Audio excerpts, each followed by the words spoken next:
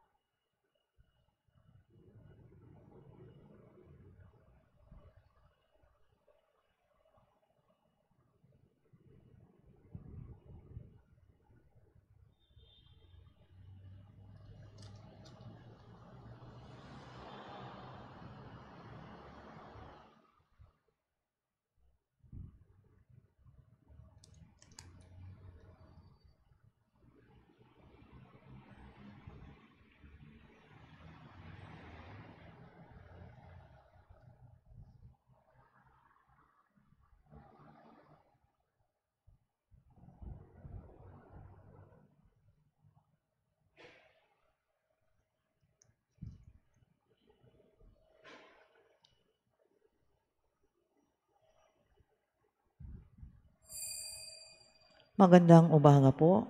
Ngayon po ay misa para sa karangalan ni San Jose. Ang ating pong punong tagapagdiwang ay si Reverendo Padre Danichiwi. Magsitayo po ang lahat.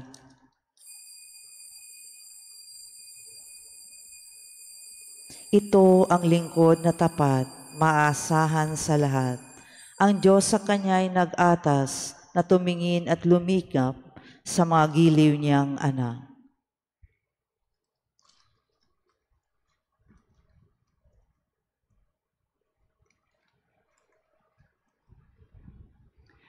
Simulan natin ang ating pagdiriwang sa ngalan ng Ama at ng Anak at ng Espiritu Santo. Amen. Ang pagpapala ng ating Panginoong Hesukristo, ang pag-ibig ng Diyos Ama at ang pakikipagkaisa ng Espiritu Santo naway sumainyong lahat. At sumaiyo rin. Mga kapatid, aminin natin ang ating mga kasalanan upang tayo'y maging marapat gumanap sa banal na pagdiriwang. Inaamin ko sa makapangyarihang Diyos at sa inyo mga kapatid, na lubha akong nagkasala sa isip, sa salita, sa gawa at sa aking pagkukulang. Kaya isinasamo ko sa mahal na Birheng Maria, sa lahat ng mga anghel at mga banal, at sa inyo mga kapatid, na ako'y ipanalangin sa Panginoong ating Diyos. Kaawan tayo na makapangyarihang Diyos, patawarin tayo sa ating mga kasalanan at patnubayan tayo sa buhay na walang hanggan. Amen. Panginoon, kaawaan mo kami. Panginoon, kaawaan mo kami. Kristo, kaawaan mo kami. Kristo, kaawaan mo kami. Panginoon, kaawaan mo kami. Panginoon, kaawaan mo kami. Manalangin tayo. Ama naming makapangyarihan, minarapat mong ipasyang hirangin si San Jose upang maging kaisang dibdib ng banal na ina ng iyong anak sa aming pagpaparangal sa kanya bilang tagapagtangkilik sa lupang ibabaw. Kami nawa ay maging dapat na idalangin niya sa iyo sa kalangitan. Sa pamamagitan ni Jesucristo, kasama ng Espiritu Santo, magpa sa walang hanggan. Amen. Magsiupo po ang lahat.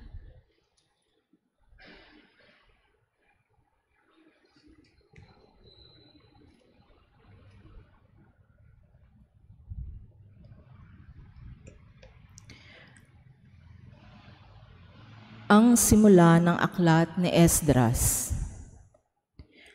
Nang unang taon ng pamamahala ni Haring Ciro ng Persya, nilukuban siya ng Espiritu ng Panginoon. Nangyari ito upang matupad ang kanyang salita sa pamamagitan ni Propeta Jeremias. Kaya si Haring Ciro ay sumulat ng ganito: Niloob ng Panginoon, ng Diyos ng kalangitan, na masakop ko ang lahat ng bansa sa daigdig. Ang sinabi niya sa aking ipagtayo ko siya ng isang templo sa Jerusalem, Huda.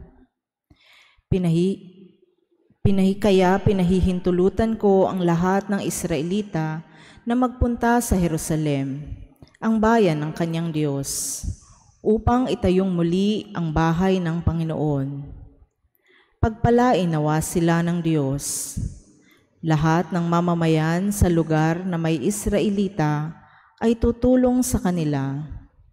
Bigyan sila ng mga pilak, ginto at iba pang kailangan, tulad ng mga hayop at mamahaling kasangkapan, bukod sa kusang handog para sa templo ng Panginoon. Tumugon naman sa panawagang iyon ang mga puno ng sambahayan na mga lipi ni Huda at Benjamin, ang mga saserdote at mga Levita, at lahat ng napukaw ang kalooban upang tumulong sa muling pagtatayo ng templo sa Jerusalem. At sila ay tinulungan ng mga mamamayan sa lupaing tinitirhan nila. Binigyan sila ng mga pilak at ginto. Binigyan din sila ng hayop at mamahaling kasangkapan, bukod sa kusang handog nila. Ang salita ng Diyos. Salamat sa Diyos. Gawa ng Diyos ay dakila, kaya tayo ay natutuwa. Gawa ng Diyos ay dakila, kaya tayo ay natutuwa. Nang lingapin tayo ng Diyos at sa Siyon ay ibalik, ang nangyaring kasaysayan ay parang isang panaginip. Lahat tayo ay natuwa, masasayang nagsiawit. Gawa ng Diyos ay dakila, kaya tayo ay natutuwa. Ang sabi ng mga bansang nagmamasid sa paligid, ang ginawa ng Diyos nila ay dakila, anong rikit? Dakila ngang masasabi, pambihira ang ginawa. Kaya naman kami ngayon, kagalakan ay di kawasa. Gawa ng Diyos ay dakila, kaya tayo ay natutuwa. Kung paanong inuulan yaong mga tuyong batis, sa sariling bayan namin, kami poon ay ibalik. Silang mga nagbubukid na nagtanim na may luha, bayaan mo nang mag-aning masasaya at natutuwa. Gawa ng Diyos ay dakila, kaya tayo ay natutuwa. Yaong mga nagsihayong dala ay binhi at nananangis, ay aawit na may galak, dala ay ani pagbalik.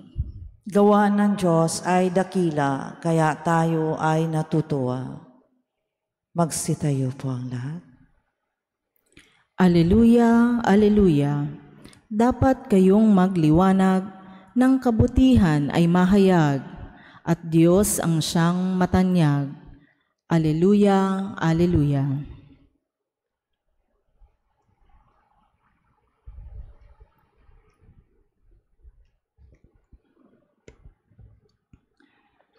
Sumainyo ang Panginoon. At sumayo rin. Ang mabuting balita ng Panginoon ayon kay San Lucas. Papuri sa iyo, Panginoon.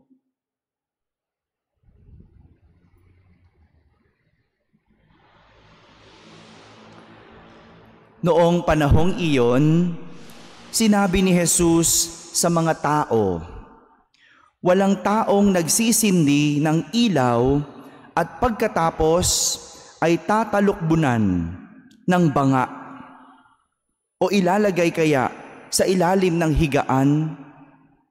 Sa halip, inilalagay ito sa talagang patungan upang makita ng mga pumapasok ang liwanag.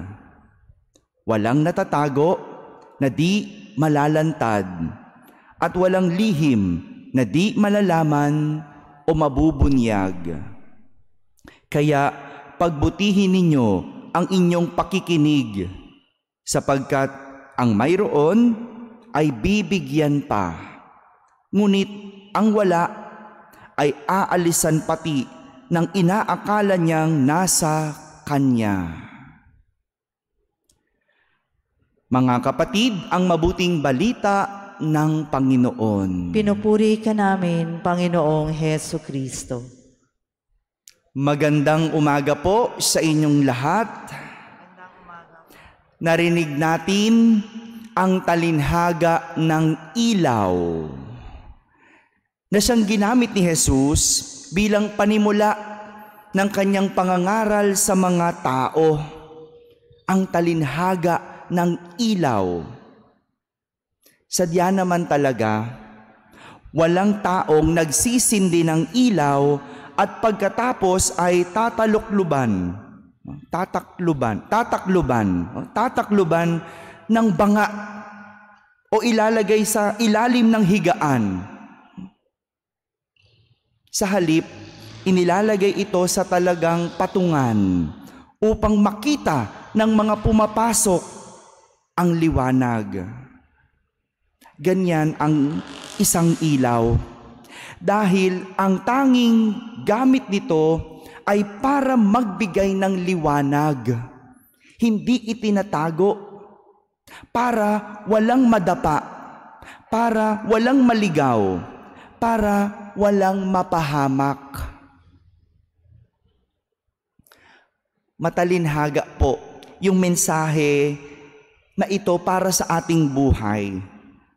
Na ang sinasabi sa atin ay may mga bagay na hindi dapat itinatago o inililihim para hindi magdulot ng pagkadapa, pagkaligaw, at pagkapahamak.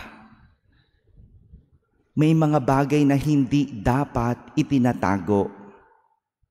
Sa panahon ngayon, samut-sari ang mga bagay na inililihim, kaya napapahamak ang tao. Huwag na tayong lumayo pa.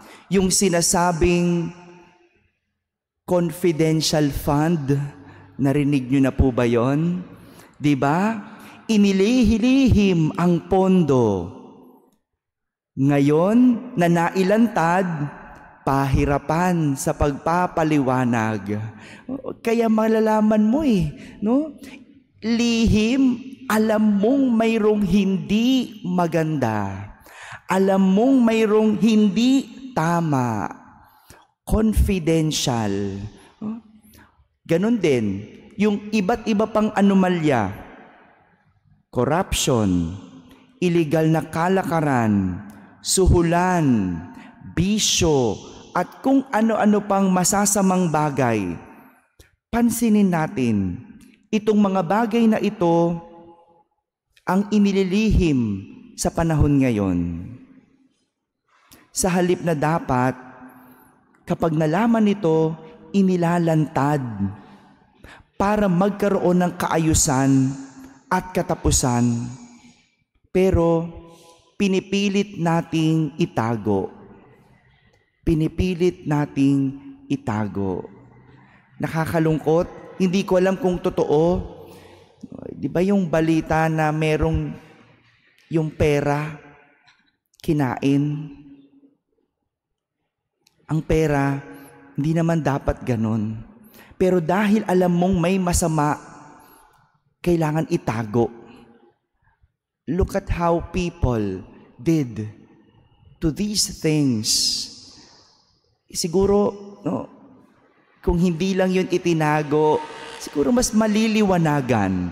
Maliliwanagan tayo. Pero alam mo kasi na mayroong kasamaan. At ganyan ang nangyayari sa ngayon. Inililihim kung ano ang hindi maganda. Hindi bale. Naniniwala naman po ako sa sinasabi ni Jesus. Ang sabi niya, walang natatago na di malalantad, at walang lihim na di malalaman at hindi mabubunyag. Kaya pilit mang itago ang mga masasamang iyan, malalantad at malalantad din iyan.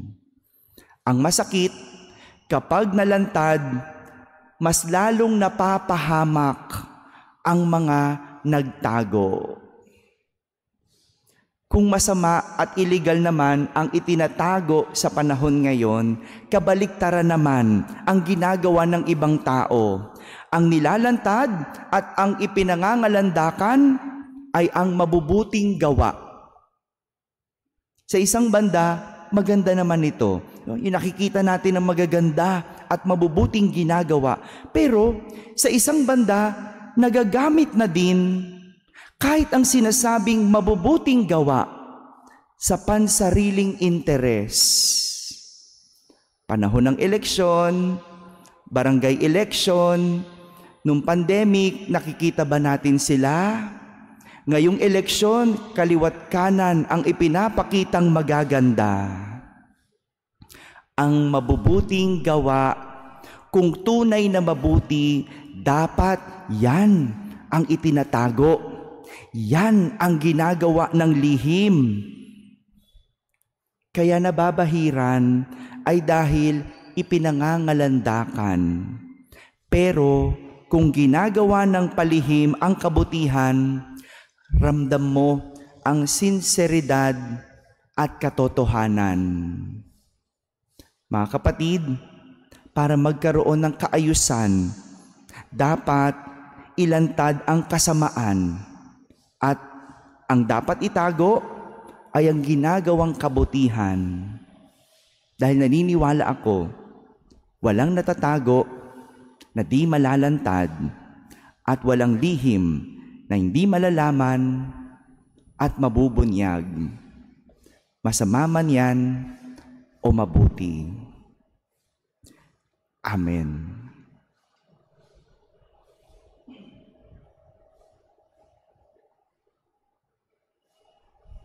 Magsitayo po ang lahat. Manalangin tayo sa Diyos Ama upang magdulot sa lahat ng pag-asa at kapayapaan ang liwanag ng Kanyang anak na si Jesucristo. Ating sambitin sa bawat panalangin, luwalhatian ka nawa ng aming buhay, O Panginoon. Luwalhatiin ka nawa ng aming buhay, O Panginoon. Ang bayan ng Diyos, nawa ay maging isang tulad ng dakilang ilaw na nagliliwanag sa kadiliman sa pamamagitan ng kanilang pagtatatag ng isang higit na mabuting daigdig. Manalangin tayo sa Panginoon. Luwalhatiin ka nawa ng aming buhay, O Panginoon. Ang mga pinuno ng mga bansa, nawa ay makapagdala ng sinag ng pag-asa sa mga nagdurusa sa pamamagitan ng pagbibigay ng katarungan sa mga inaapi at dangal sa bawat tao. Manalangin tayo sa Panginoon. Luwalhatiin ka nawa ng aming buhay, O Panginoon. Ang mga magulang, nawa ay maging tulad ng liwanag sa taluktok ng bundok na gumagabay sa kanilang mga anak sa pag-ibig ng Diyos sa pamamagitan ng kanilang huwarang buhay. Manalangin tayo sa Panginoon. Luwalhatiin ka nawa ng aming buhay, O Panginoon. Ang mga may sakit, ang mga nalulumbay, at ang mga may pusong sawi, nawa ay matagpuan ang liwanag ni Kristo sa gitna ng kanilang pagdurusa. Manalangin tayo sa Panginoon. Luwalhatiin ka nawa ng aming buhay, O Panginoon. Ang mga tapat na yumao, nawa ay tumanggap ng walang hanggang liwanag, kaligayahan at kapahingahan. Manalangin tayo sa Panginoon. Luwalhatiin ka nawa ng aming buhay, O Panginoon. Sa katahimikan ating ilapit sa Diyos ang ating mga pansariling kahilingan.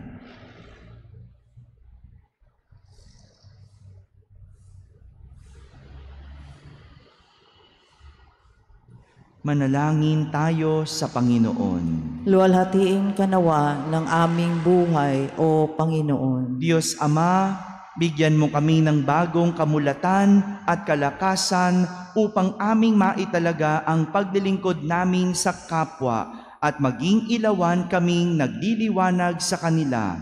Hinihiling namin ito sa pamamagitan ni Kristo na aming Panginoon. Amen. Magsiupo po.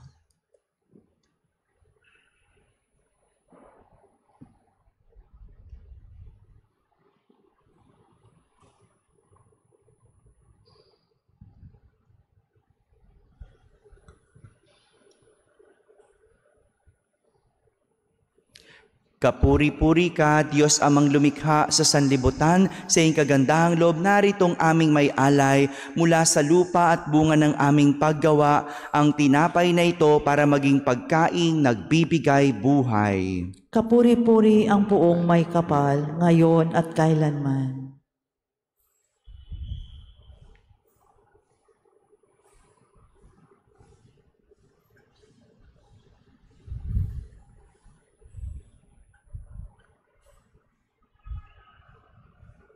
Kapuri-puri ka, Diyos amang lumikha sa sanlibutan, sa iyong kagandahang loob naritong aming may alay, mula sa katas ng ubas at bunga ng aming paggawa. Ang alak na ito para maging inuming nagbibigay ng iyong Espiritu. Kapuri-puri ang puong may kapal, ngayon at kailanman.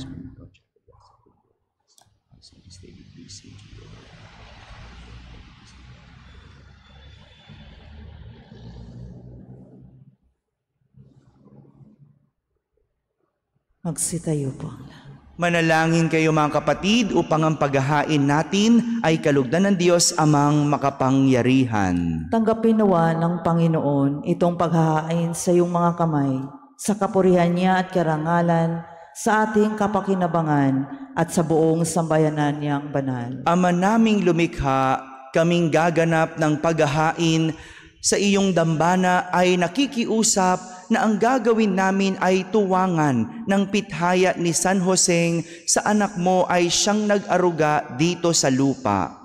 Ipagkaloob mo ito sa pamamagitan ni Jesucristo kasama ng Espiritu Santo magpa sa walang hanggan. Amen. Sumainyo ang Panginoon. At sumayo rin. Itaas sa Diyos ang inyong puso at diwa. Itinaas na namin sa Panginoon. Pasalamatan natin ang Panginoong ating Diyos. Marapat na siya ay pasalamatan. Ama naming makapangyarihan, tunay ngang marapat na ikaw ay aming pasalamatan. Ngayong si San Jose ay aming pinararangalan. Niloob mong magpakasal kay Mariang Birheng Mahal, si San Joseng maaasahan sa pananagutan upang may amang lumingap sa angkang kinabibilangan ng iyong anak. Sa kapangyarihan ng Espiritong Banal, isinilang ni Maria ang anak mong minamahal at para sa kanila, si San Jose ay naghanap buhay. Kaya kaisa ng mga anghel na nagsisiawit ng papuri sa iyo nang walang humpay sa kalangitan, kami nagbubunyi sa iyong kadakilaan. Santo, Santo, Santong Panginoon Diyos ng mga hukbo, napupuno ang langit at lupa ng kadakilaan mo. Hosana sa kaitaasan. Pinagpala ang naparirito sa ngalan ng Panginoon. Hosana sa kaitaasan. Ama naming banal, ikaw ang bukal ng tanang kabanalan. Kaya't sa pamagitan ng iyong Espiritu ay gawin mong banal ang mga kaloob na ito upang para sa amin ay maging katawan at dugo ng aming Panginoong Hesukristo. Bago niya pinagtiis ang kusang loob na maging handog, hinawakan niyang tinapay, pinasalamatan kanya, pinaghati-hati niya iyon, iniyabot sa kanyang mga alagad at sinabi, "Tanggapin ninyong lahat ito at kanin. Ito ang aking katawan na inihahandog para sa inyo."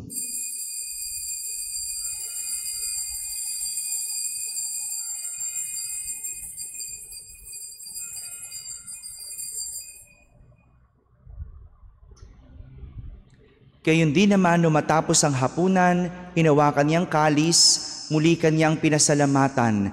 Iniabot niya ang kalis sa kanyang mga alagad at sinabi, "Tanggapin ninyong lahat ito at inumin. Ito ang kalis ng aking dugo, ng bago at walang hanggang tipan. Ang aking dugo na ibubuhos para sa inyo at para sa lahat sa ikapagpapatawad ng mga kasalanan. Gawin ninyo ito sa pag-alaala sa akin."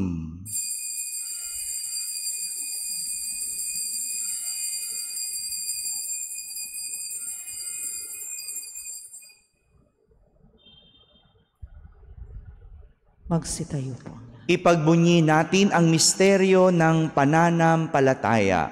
Sa krus mo at pagkabuhay, kami ay natubos mong tunay. Poong Jesus naming mahal, iligtas mo kaming tanan, ngayon at magpakailanman. Ama, ginagawa namin ngayon ang pag-alaala sa pagkamatay at muling pagkabuhay ng iyong anak. Kaya't inaalay namin sa iyo ang tinapay na nagbibigay buhay at ang kalis na nagkakaloob ng kaligtasan. Kami nagpapasalamat dahil kami iyong minarapat na tumayo sa harap mo para maglingkod sa iyo. Isinasamo namin kaming magsasalo-salo sa katawan at dugo ni Kristo ay mabuklod sa pagkakaisa sa pamamagitan ng Espiritu Santo. Ama, lingapin mo ang iyong simbahang laganap sa buong daigdig. Puspusin mo kami sa pag-ibig, kaysa ni Francisco na aming Papa, ni Jose na aming Obispo at ng Tanang Kaparian. Alalahanin mo rin ang mga kapatid naming nahimlay na may pag-asang sila'y muling mabubuhay. Gayon din ang lahat ng mga pumanaw. Kaawan mo sila at patuloyin sa iyong kaliwanagan. Kaawan mo't pagindapating kaming lahat na makasalo sa iyong buhay na walang wakas. Kaisa na mahal na Birheng Maria na ina ng Diyos, ng kabiyak ng puso niyang si San Jose, kaisa ng mga apostol at ng lahat ng mga banal na namuhay dito sa daigdig ng kalugod-lugod sa iyo. May pagdiwang nawa namin ang pagpupuri sa kararangal mo sa pamamagitan ng iyong anak na aming Panginoong Hesukristo. Sa pamamagitan ni Kristo, kasama niya at sa Kanya, ang lahat ng parangal at papuri ay sa iyo, Diyos Amang makapangyarihan, kasama ng Espiritu Santo, magpa sa walang hanggan. Amen. Sa tagubilin ng mga nakakagaling na utos at turo ni Jesus na Panginoon natin at Diyos, ipahayag natin ng lakas loob. Ama namin, sumasalangit ka, Sambahin ang ngalan mo, mapasa amin ang kaharian mo, sundin ang loob mo dito sa lupa para nang sa langit. Bigyan mo kami ngayon ng aming kakanin sa araw-araw at patawarin mo kami sa aming mga sala para nang pagpapatawad namin sa nagkakasala sa amin. At huwag mo kaming ipahintulot sa tukso at iadya mo kami sa lahat ng masama. hinihiling namin kami iadya sa lahat ng masama, pagkalooban ng kapayapaan araw-araw, iligtas sa kasalanan at ilayo sa lahat ng kapahamakan, samantalang aming pinananabikan ang dakilang araw ng pagpapahayag ng tagapagligtas naming si Hesukristo. Sapagkat iyo ang kaharian at ang kapangyarihan at ang kapurihan magpakailanman. Amen. Panginoong Hesukristo, sinabi mo sa iyong mga apostol, kapayapaan ang iniiwan ko sa inyo, ang aking kapayapaan ang ibinibigay ko sa inyo. Tunghayan mo ang aming pananampalataya at huwag ang aming pagkakasala. Pagkalooban mo kami ng kapayapaan at pagkakaisa ayon sa iyong kalooban, kasama ng Espiritu Santo, magpa sa walang hanggan. Amen. Ang kapayapaan ng Panginoon ay laging sumainyo. At sumaiyo rin. Magbigayan tayong ng kapayapaan sa isa't isa. Peace be with you.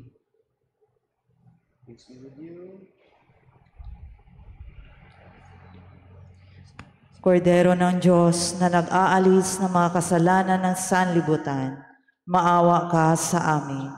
Kordero ng Diyos na nag-aalis ng mga kasalanan ng sanlibutan, maawa ka sa amin. Kordero ng Diyos na nag-aalis ng mga kasalanan ng sanlibutan, ipagkaloob mo sa amin ang kapayapaan.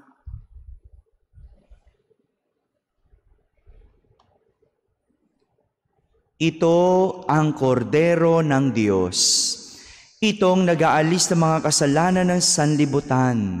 Mapalad ang mga inaaniyahan sa kaniyang piging. Panginoon, hindi ako karapat-dapat na magpatuloy sa iyo, ngunit sa isang salita mo lamang ay gagaling na ako. Ang katawan ni Kristo. Amen.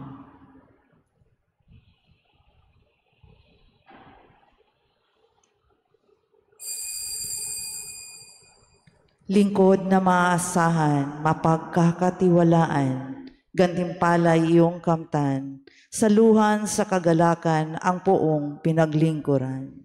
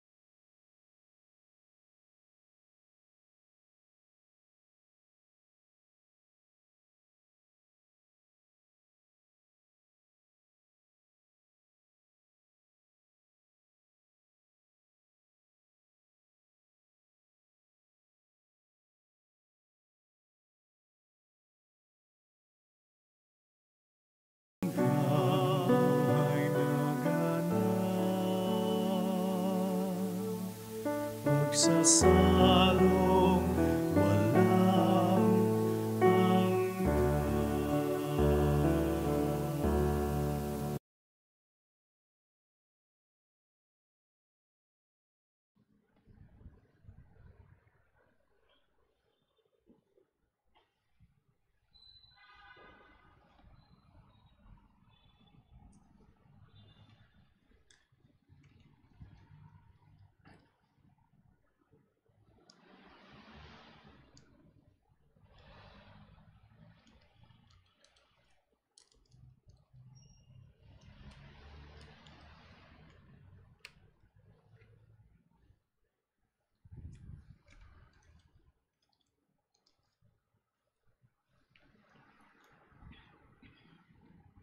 Magsitayo po ang lahat. Manalangin tayo. Ama naming mapagmahal, kami nagsitanggap ng banal na pakikinabang ay makapamuhay nawang lagi sa iyong kalooban at kabanalan.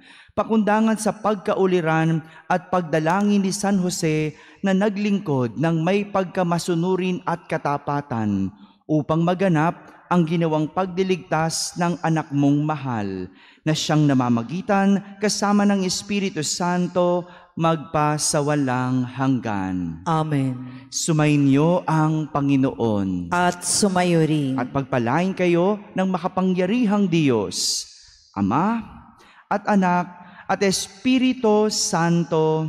Amen. Tapos na po ang ating pagdiriwang, humaiking taglay ang pag-ibig at kapayapaan ni Kristo. Salamat sa